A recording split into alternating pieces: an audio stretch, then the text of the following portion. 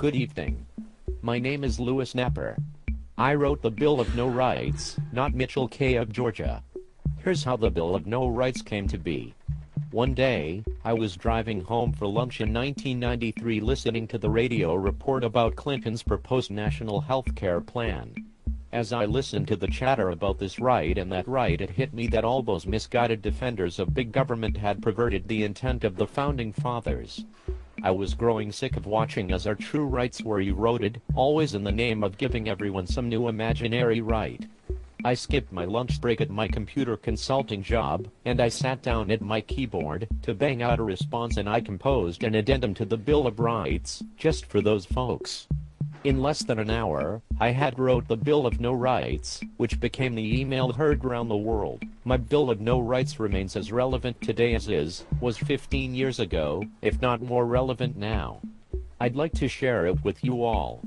My wish is that the American people take it to heart, and that all of our representatives at the state and federal level along with our president are able to learn from the Bill of No Rights. We, the sensible people of the United States, in an attempt to help everyone get along, restore some semblance of justice, avoid any more riots, keep our nation safe, promote positive behavior, and secure the blessings of debt-free liberty to ourselves and our great-great-great-grandchildren, hereby try one more time to ordain and establish some common sense guidelines for the terminally whiny, guilt-ridden, delusional, and other liberal bedwetters.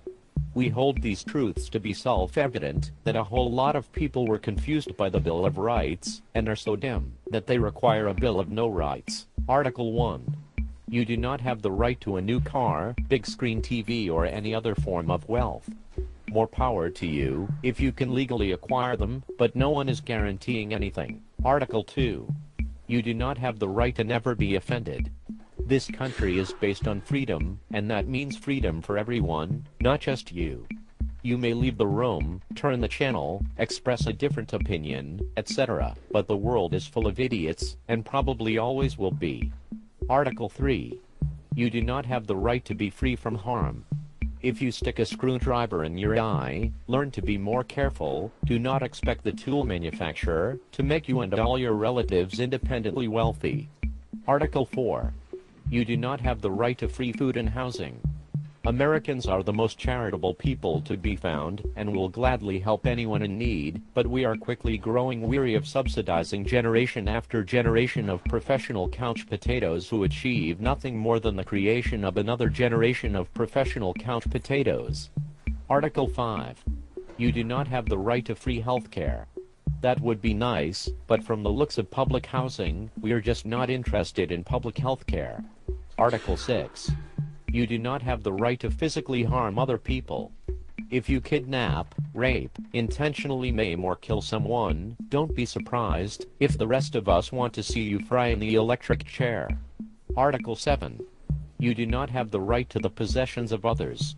If you rob, cheat, or coerce away the goods or services of other citizens, don't be surprised if the rest of us get together and lock you away in a place where you still won't have the right to a big screen color TV or a life of leisure.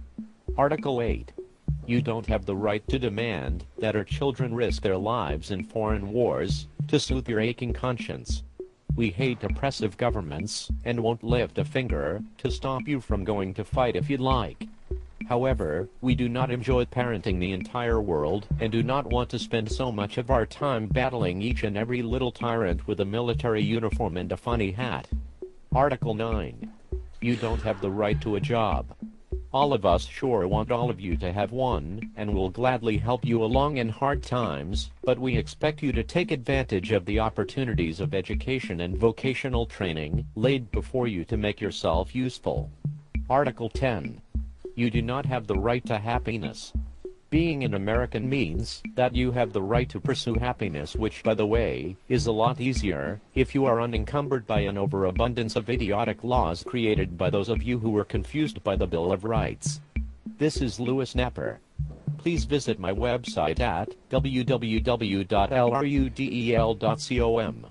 God bless America. Thank you for listening, and good night.